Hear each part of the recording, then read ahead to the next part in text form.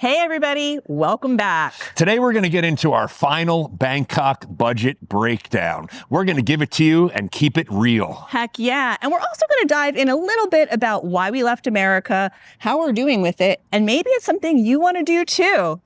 I'm Mark. I'm Kenda. Let's dive in. So as you can see, we are at our next destination location. We are in Da Nang, Vietnam. We're sitting on our rooftop here. We want to start off today kind of talking about why we left America and what that looks like for us. And maybe it's something you guys might want to do too. One of the reasons we wound up leaving was because we wanted to retire early, and that is just not feasible in the United States of America. I think even just retiring in general isn't really feasible for some people these days, right? Yes, the American dream has changed. So people are less and less likely to retire early, and they're also being forced to work later and later. The government keeps changing the threshold to higher and higher ages to keep you working. So if you want to retire early, there's certain steps that you would need to take or have to make that happen. Yeah. So for us, I mean, I'm only 51 years old. So that's very early to retire. And as we've always said, we don't come from like fame and fortune. But if you kind of play your cards right and you move to different countries, it is a feasible thing to do for sure. Now, also what we'd like to say too is if you have a pension, if those still exist in most job markets, if you have military benefits or disability benefits, even if you're older and have Social Security, it makes it more for a comfortable life and more comfortable living. In these countries, especially in Southeast Asia, you could live almost like a king or queen per se a way smaller budget. Now, that entails also having to downsize, less clutter, are the kids out of the house? And there's a lot of contributing factors. But I mean, we've met a few people already along the road at all different ages, too, that are living this type of dream. And for them, I mean, it's like a no-brainer. You know, we've met older folks that have already been retired and trying to make it in the United States, and they were struggling. Cost of healthcare, medications, they were really having a hard time. And then we met this one gentleman. He moved out into Thailand, and he was living the dream. He said, you know, his health had improved because the lifestyle is so different, and just the quality of life, the affordability. I think that alone probably takes a big weight off people's shoulders too, that they don't have to struggle and make that decision of, am I going to buy food or am I going to buy my medication, which is really sad. Now, we know it's a lot easier said than done for most people. I know most people at this point possibly are struggling and making bad decisions sometimes, I would say. But it is feasible. So some of the first steps that you could take in reevaluating your situation is check out your finances, downsize, sell stuff that you don't need. I know the American dream sometimes gets lost in translation with you need bigger and better things. Yes. Everyone needs the fancier and more expensive toys, but that's not the case. You can live a quiet, simple life and still enjoy it, maybe even possibly more while traveling. Absolutely. And I think for a lot of people, you know, we get a lot of questions like, how are you guys doing? How are you managing not having the American lifestyle? For us, it's fantastic. I mean, the quality of life is fantastic. We are living healthier. I mean, if I can say, I hope this is not TMI, but Mark is off his blood pressure medication. His blood pressure is the best it's been, I think, since I've known him for almost 20 years. It is just the change of lifestyle. You're eating better. You're not overindulging. We're walking everywhere. It is just physically, that change alone, we've both lost weight, we feel great. It's amazing. And then mentally too. I mean, for us, luckily we have each other. So we're together. Even though people that are doing it solo, I mean, if you're a social person, it's a great choice. And I think one of the best recommendations I would have for people is try it.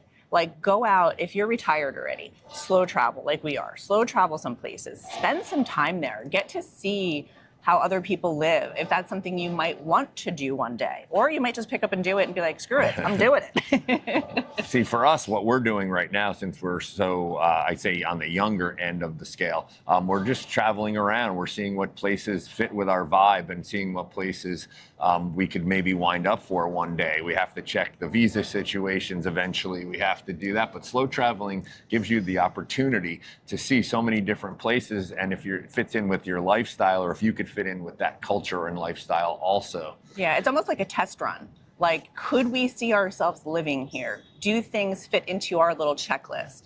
And that's really the best way to do it. You have to test things out before you jump in head first. So if your American dream is maybe looking more like an American nightmare, this might be something you could be interested in. So definitely follow along on our journey, and you'll be able to see different countries, different ways of life, and how affordable it really can be. Yeah, hopefully we'll give you a fresh perspective on certain things, how and like your friends and family members, they're going to be in your ear saying it's not safe. How do you think you're going to do it, and stuff like that. Don't listen to those people. You have to do it on your own, and you have to figure out your own life and situation. They're going to definitely be negative and different things against what you want to do, but just live your own life and see for yourself. Yeah, most people, I think we have found, that are negative about it is because they're more, I don't want to use the word jealous, but they honestly, they have no idea. Yeah, and or stuck, like they don't know anything better, and they're more afraid or scared to actually try something new. It's not that it's unsafe out here or anything. Of course, there's places and things that you have to avoid. You have to be street smart and know your surroundings. Not everywhere is safe, especially even America at this point. Absolutely. But yeah, you got to just, you got to try it. That would be, I think, our number one advice pick for anybody. Get out there and see the world and try it. There's a lot out there to see. So now enough with our rant and everything like that. So let's get into our Bangkok budget breakdown. Woo! Did we make our $2,000 limit? Let's see. Most important thing, accommodations. So now going to Bangkok is a huge city. Very expensive if you wanted to stay in Bangkok proper. So we did our research. We found our place on Air BNB. It was about 15, 20 miles outside of Bangkok in a town called Nonthaburi. It was a beautiful, beautiful place. A high-rise apartment, 1 bedroom, I'll call it. But it was beautiful, high-tech. It was fantastic because if you book on Airbnb and you're going to be there for X amount of days, so we were there for 30 nights, you get a discount. So I want to just get into how this was our first time in Bangkok. So we really had no idea how big it was and how many, I guess, sections there are. Thankfully for the MRT, that it was easy to get around. But we kind of went into this blind. So we found the accommodations, like Kenda said, and didn't realize it was that far outside of Bangkok city center. But that being said, it was a nice accommodation. And it was only $576 for the month, which which seems a little bit pricey for us. It is. Probably the most expensive one yet, but it was also probably the nicest one. It was. But with that, I will say that our utilities were included up to a certain point with electricity. Yeah, now in Bangkok or in Thailand, we found that a lot of places will ask for a deposit and or make you pay extra for utilities. We haven't run across that in the other countries that we've been in or the other places yet so far. So that's something to look into or look forward to. Yes, for sure. So we didn't have to pay for utilities. We did have a gym in the property, it was okay. It wasn't fantastic. It wasn't crappy. It was okay. It did have a sauna though, which I loved. And we did have laundry in our apartment. Now, most places out there, it's a washer. They don't have a dryer. So we just air dried on the balcony like everybody else. And it was great.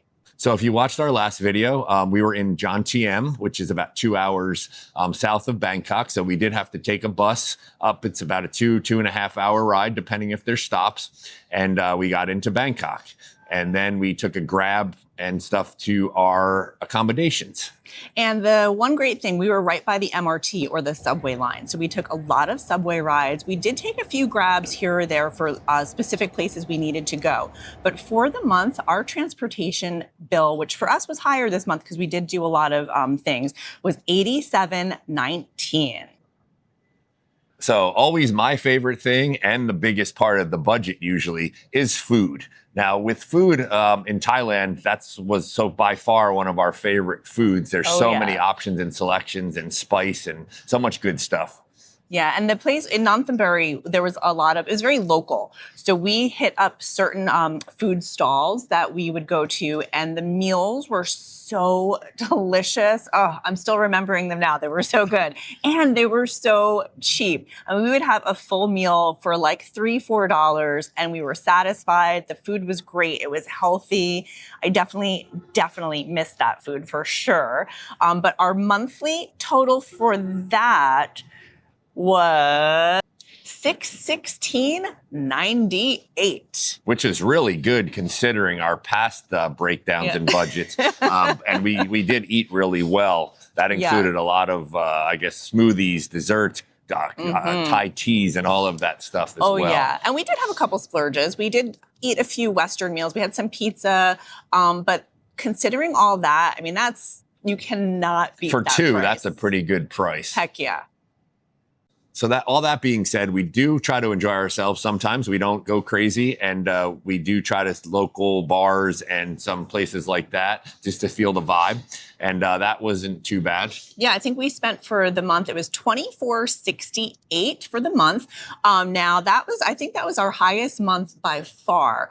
But being in Bangkok, I mean, you're in a city. You have to really just get involved and try out the nightlife. And we had a really good time. Yeah, being on a budget doesn't mean not having fun or living. You could throw those in on occasion once a week or so and still have a good time and save money.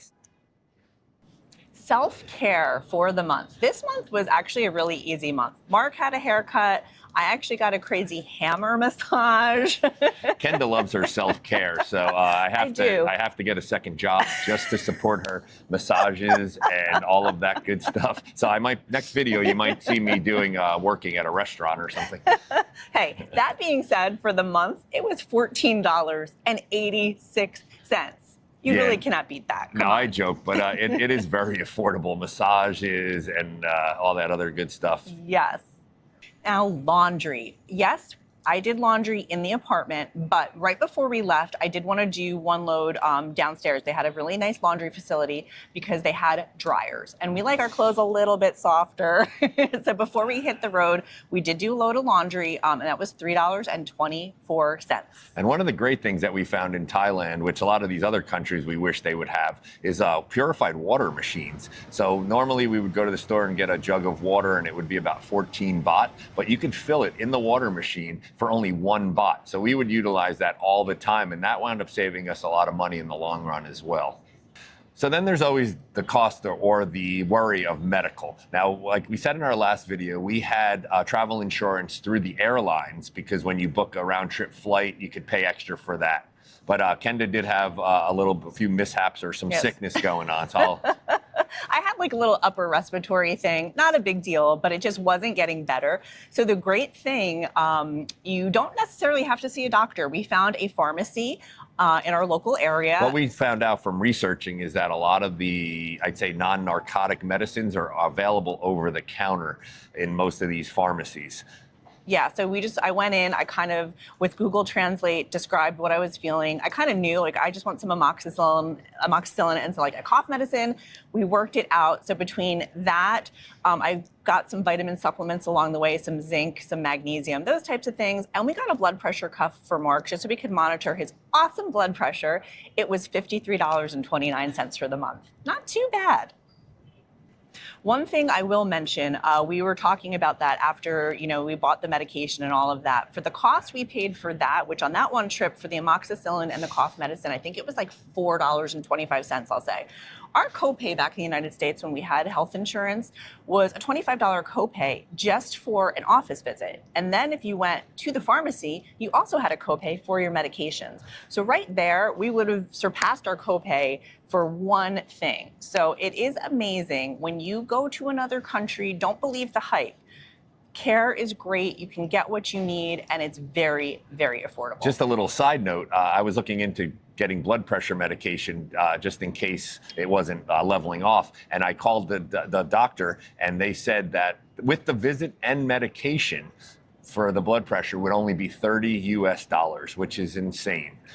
Absolutely. So if you're struggling in America with trying to deal with high prices and things like that, definitely look into other countries. There's something to be said for the healthcare systems there. eSIM cards, very important for travel. You never know when you're going to need it, what you're going to need. So it's always hard because I use Sally, and you can pick how much data you want. So you can do like a 1, a 3, a 5, and unlimited. Unlimited, though, is too much for us because it's only a 30-day plan. So we started with the 5 gig, and that was $7.99 for the month for 30 days. And we did go through that because in Bangkok, we were using it a lot. Yeah, Google Maps and stuff is your primary use for the eSIM. Yeah, and then we just had to add on $2.99 worth of extra data at the end just to get us through for Thailand. Now, I will say that we usually primarily eSIMs because it's much easier for us. As soon as you land in the country, you could just turn it on. We don't have to go searching for regular SIM cards. So, but that is also an option that we've heard is also cheap that you could find out and see if that works for you. So this month, our miscellaneous charges, they were a little bit higher. I mean, things will happen on the road. The mouse broke, my phone charger broke. Of course, I had to throw some fun in there. We were in Thailand, so I had to get a traditional Sakyant tattoo. And we are the Ink Nomads. Yes, that's true. And I'm trying to catch up to him. But that being said, our miscellaneous was only $190 for the month. So how did we do? Did we stay on budget? With that all being said and done, I still think we did pretty well. We did. Our total for the month was $15.85 and 98 cents. So we have been managing to keep it under budget and pretty good moving forward. So we are going to be going into Vietnam now, and we did switch things up a little bit different. So stay tuned for that, and we'll see if we could still stay on budget moving forward. So that's it, guys. We're a living testament of this can be done. We were unsure of it at first, but living it now for 4 months, going on 5 months, it's been pretty incredible. We have been under the $2,000 budget, and we're just waiting to see what the future holds and if we can continue to stay at that level. And if you guys are liking what we're doing, hit that subscribe button. Every little subscribe helps us tremendously, and we are so thankful for you guys for watching. Hey guys, so that's it. We made it to our 4th month. How do you think we're doing? We're keeping on track and we're pretty satisfied. Absolutely. Now, any comments, suggestions, we'd always love to hear them. So make sure you drop them below because we really could use your help. Now, the most important part of all of this, where are we heading to next? Vietnam. Woo-hoo! We'll see you soon. Yes, as always, guys, keep exploring. Keep inking. And we'll catch you on the next one.